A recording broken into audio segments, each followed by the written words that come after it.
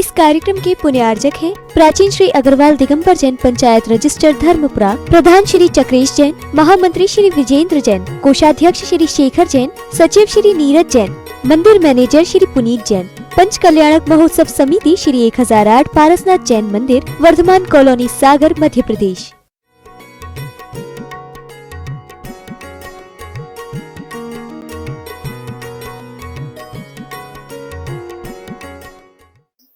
क्रोध से पाया तो क्या पाया, पाया तो आनंद, शांति से पाओ तब तो अच्छा है।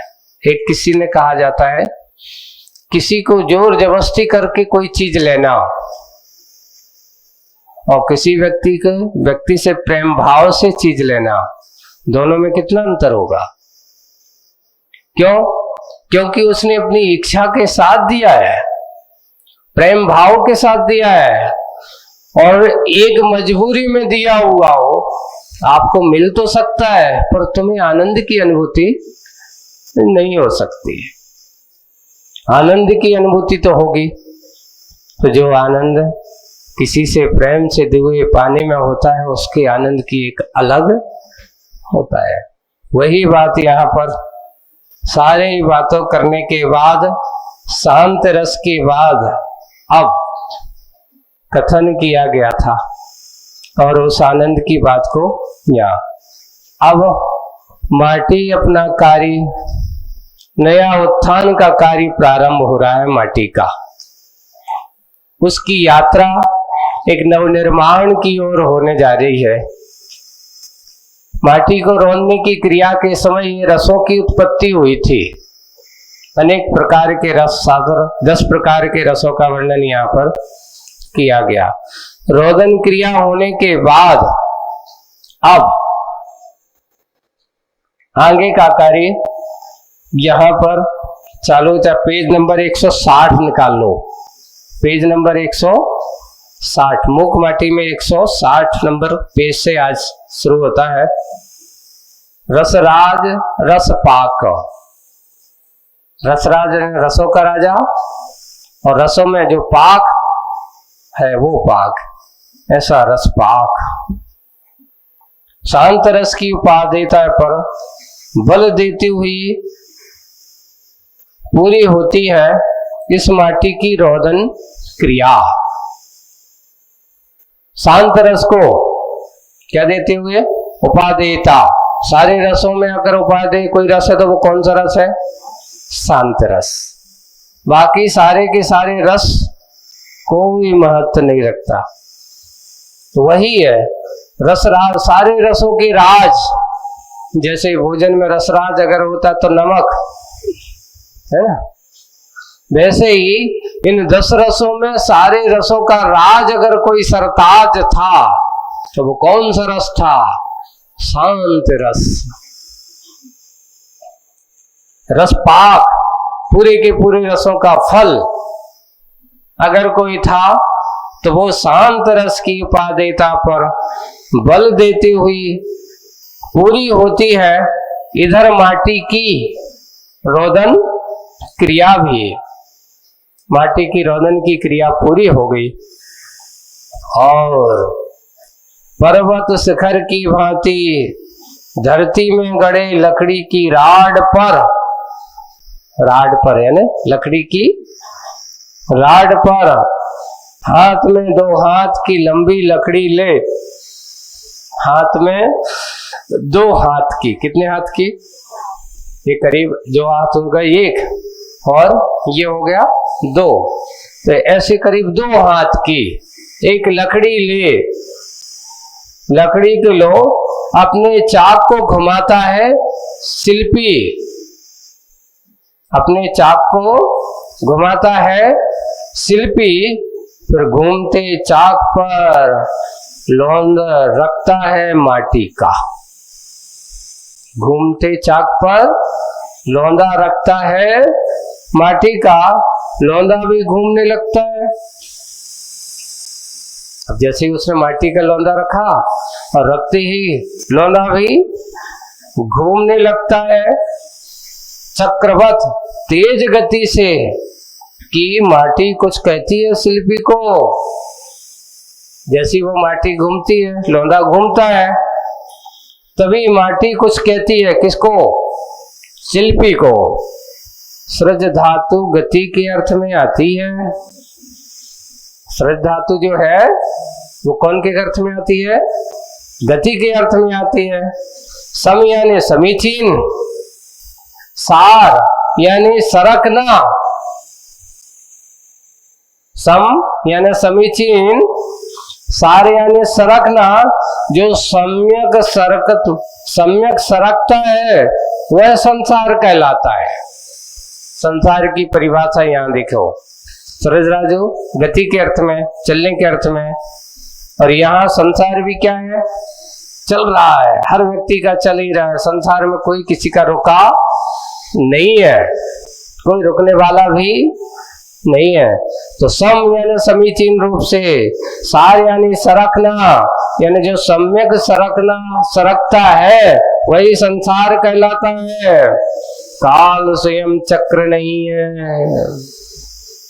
काल स्वयं चक्र नहीं है। संसार चक्र का चाल होता है वह। यहां पर एक जो बात कही जा रही है, काल जो है स्वयं चक्र नहीं है। इस काल में संसार की अनेक परिणति होती है, तो उसके माध्यम से काल चक्र परिणत हुआ दिखाई देता है।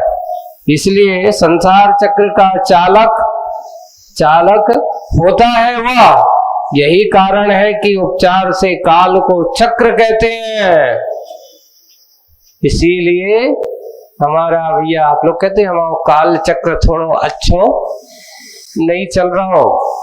अभी लोग कहते भैया हमारा थोड़ा समय बहुत खराब चल रहा है, तो ऐसा कहा जाता काल अच्छो नहीं चल रहा है ये समय।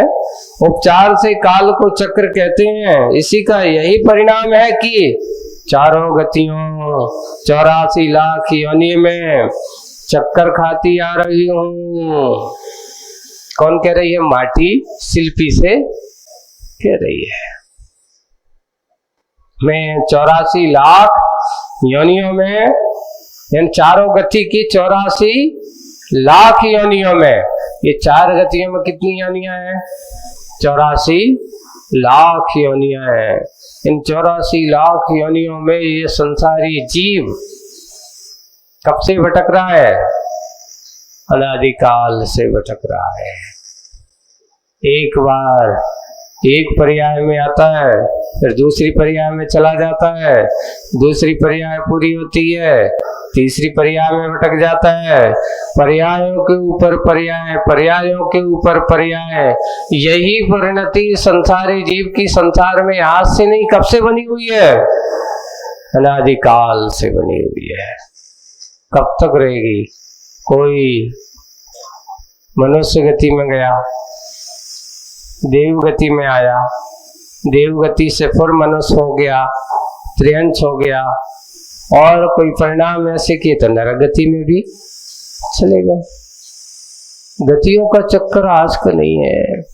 बस इतना ही है, जब तक इस संसारी जीव की प्रकृति नहीं होगी, जब तक इसे अपने आत्मज्ञान का अबोध नहीं होगा, जब तक इसे अपने स्वाभाविक ज्ञान की परिणति में समय अपने आप को नहीं ढालेगा, तब तक इसे संसार से मुक्ति मिलने वाली नहीं है। कुछ लोग आकर के कहते हैं महाराज ये बताओ कुछ सुविधा है? बोले कि क्या है? हम चाहते हैं कि संसार की ये भ्रमण को अंत करना चाहते हैं। बिल्कुल है, सुविधा है। संसार की भ्रमण का अंत करना चाहते हो? बिल्कुल करना चाहते हैं। कैसे होगा बताओ, कारण क्या है, कैसे होगा? तो बस कुछ नहीं, जो चक्र है और जो घूमने की तरीका है उसमें से तुम घूमना बंद कर दो, बैठ जाओ शांति से। जो तुम भटक रहे हो जिसके लिए, उसको छोड़ दो। तुम्हारा संसार चक्र, लोग कहते हैं कि संसार चक्र तुम्हें घुमाता है,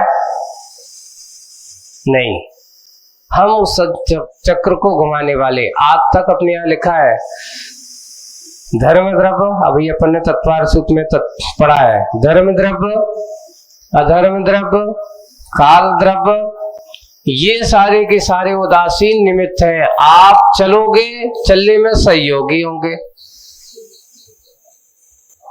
जबरदस्ती चलाने वाले नहीं है। यानी काल तुम्हें नहीं भटका रहा है, काल चक्र तुम्हें नहीं चला रहा है, तुम काल चक्र को क्या है, गति प्रदान कर रहे हो, कर्ता नहीं है। धर्म द्रव्य तुम्हें चलाने वाला कर्ता रूप परिणाम नहीं है, अधर्म द्रव्य तुम्हें रोकने वाला कर्ता रूप परिणाम नहीं है उसके पास।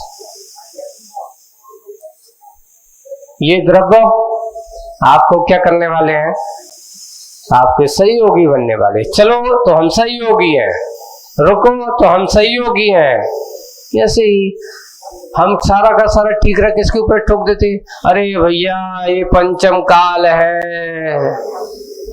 हम काल के ऊपर ठीकरा ठोक करके अपने आप को क्या बता देते हैं, अब कछु नहीं हो सकता है, करना नहीं चाहते हो, बहाना किसका बना लेते हैं हम, काल का। पर काल के भरोसे बैठा हुआ व्यक्ति कभी भी अपना कल्याण नहीं कर सकता। आज लोगों को एक उपदेश दिया है, आचार्य से सुनाते, एक दोहा सुनाया जाता है, जो जो देखी बीतराग ने सो सो होशी वीरा रे, है ना। और होनी को अनहोनी हुए काय होत अधीरा रे। ऐसा के लोगों को उपदेश दे करके, अरे भगवान ने क्या देखा तुम्हें क्या पता, केवल ज्ञानी के ज्ञान में क्या झलका तुम्हें पता नहीं पता। अर्थात अरे जो होगा सो हो जाएगा, समय आएगा, काल लब्धि आएगी, उसके भरोसे बैठे रहो।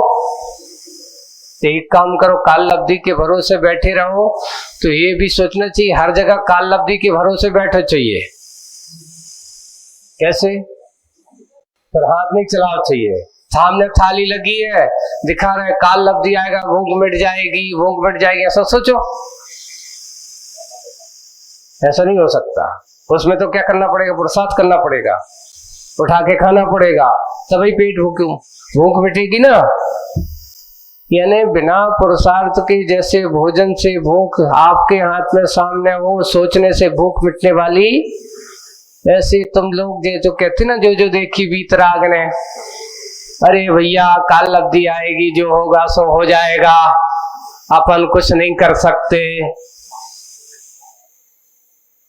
यानी वो क्या हो गया, पुरुषार्थ नहीं करने वालों को एक सही अच्छा तरीका देखा कि भगवान ने कहा देखो केवल ज्ञान में बेई जान है। हम भगवान के ज्ञान से अपने ज्ञान की तुलना मत करो। भगवान के ज्ञान में क्या क्या दिख रहा है, क्या क्या देख रहे हैं, अब जो होगा तो भगवान थोड़ी करता धरता है, आपके करता धरता आपके भगवान नहीं है। अरे भगवान के माध्यम से तुम अपने कर्म के कर्ता स्वयं हो, उसकी परिणति हमें स्वयं बनाना पड़ेगी। तो आचार्य सिंह ने इनका बहुत अच्छा जवाब दिया दोहा लिख करके। उन्होंने ये लिखा, तो आचार्य सिंह ने लिखा, क्या क्या देखी वीतराग ने तू का जाने वीरा रे। क्या क्या देखी वीतराग ने तू क्या जाने वीरा रे, करना है तो जल्दी कर लो काय हो अधीरा रे। बैठे बैठे सोच सोच करके अधीर बन रहे हो, अरे भैया मैं सब कुछ नहीं कर रहा हूं और ऐसा नहीं कर रहा, नहीं, अधीर मत बनो, आगे बढ़ो। इस भाव में मौका मिलता है तो मौके का सही प्रयोग करो, मात्र ज्ञान दर्शन को विषय मत बनाओ। अरे ज्ञान प्राप्त करो, ज्ञान प्राप्त करो, ज्ञान प्राप्त करो, स्वाध्याय करो, स्वाध्याय। अरे स्वाध्याय के साथ साथ स्वाध्याय का प्रयोग भी तो करो, आचरण में लाओ स्वाध्याय को। अगर तुम्हारा आचरण में डला हुआ स्वाध्याय है, समझ लेना आपको फलदायी हो सकता है, और नहीं है तो कहा कि ऐसा फल पेड़ कोई काम का नहीं जिसमें कोई फल ना लगाओ। दिखने का हरा भरा हो तो उससे क्या मतलब है। फल तो वही है, वृक्ष तो वही है जो अच्छा फले और फूले, जिसके फल चक्कर के लोग आत्मिक शांति का अनुभव कर सके। हमें भी वही करना है। आत्मिक शांति का अनुभव अगर आपको चाहिए है तो किस में मिलेगा? उस फल को पाने में ही होगा। चारित्र ही उस ज्ञान का फल है। कर्तव्य परायणता अगर आपके पास है तो वह फलदायी हो सकती है, और कर्तव्य परायणता नहीं है तो आपके फल से कुछ भी मतलब नहीं होने वाला है। ऐसे समय में पुरुषार्थशील होना जरूरी है। पुरुषार्थहीन होने वाला कभी अपनी परिणति को समझ नहीं सकता। पुरुषार्थशील व्यक्ति है। वही बात कि 84 के चक्कर से बचना है तो यही है। लो तो आचार्य ने मुखमाटी में माटी का बहाना बनाते हुए आप लोगों को ये कह रहे हैं कि ये संसार में ये संसारी जीव आज से नहीं, संसार कब से चल रहा है, सिर्फ ये काल चक्र की तरह चल रहा है, चलता आ रहा है अपने परिणामों से। आगे बढ़ते हैं। लो आपने कुलाल चक्र पर और रख दी इसे, माटी कह रही है। आपने और क्या कर दिया? वैसे ही तो मैं अनादि काल से घूमती आ रही हूं और आपने और काय पर रख दिया इस चक्र पर। और लो आपने कुलाल चक्र, कुलाल अर्थात कुचाल नहीं, कुचाल चक्र पर, अच्छी बुरी चाल वाले चक्र पर और रख दिया। अभी ये बुरी चाल वाला है, आपने कुचाल चक्र पर रख दिए से कैसे चक्कर आ रहा है, घूम रहा है माथा इसका, उतार दो इसे और तार दो। अब बताओ, एक कहावत है, वैसे ही तो भटक रहे हैं, है ना, और ऊपर से क्या हो गया, ऊपर से भटक रहे हैं। जैसे कि कहावत अपने यहाँ चलते कि वैसे ही तो मूल रूपी मदरा चढ़ी है और ऊपर से और मदरा पिला दी गई, मदोन्मत्त के ऊपर और मदोन्मत्त हो गया, अब तो उन्मत्त हो गया। वैसे ही भटका था पहले से, और भटकन का कारण और उसको मिल गया है। ये संसारी आत्मा की दशा यही है कि पहले मोह के जाल में फंसा है और ऊपर से मोह के जाल में और अपने आप को फंसाता जा रहा है। जाल के ऊपर जाल, जाल के ऊपर जाल बनाता जा रहा है। जंजाल तो कहते महाराज क्या करें, हम तो जंजाल में फंसे हैं, निकले कैसे? भैया फंसे कैसे थे? एक कहावत है, फंसे कैसे थे? बस उसे उल्टो चलना है, जैसे फंसे थे उसे वापस आओ। जैसे जैसे आप फंसाते गए हो, बनाते गए, उनसे कहो छोड़ते जाओ, छोड़ते जाओ। जिस दिन तुम्हारे सारे जाल छूट जाएंगे, तुम्हारा जंजाल भी छूट जाएगा। वही जाल और जंजाल में फंसा हुआ संसारी आत्मा यही है। लो आपने कुचाल के चक्र पर और रख दी, माटी कह रही है वैसे ही तो घूम रहे हैं हम, और ऊपर से किसकी चाल पर रख दिया तुमने? बुरी आदतों की। कुचाल से कई मतलब हो सकते हैं। बुरी आदत है, बुरी सोच है, बुरे कार्य है, गलत मार्ग पर जाना है, विष्णुओं के मार्गों पर जाना है, राग द्वेष की कथा में लगना है, कसाय करना है, एक दूसरे के अहित करने के परिणाम करना है। ये सारे के सारे क्या है? कुचाल ही तो है।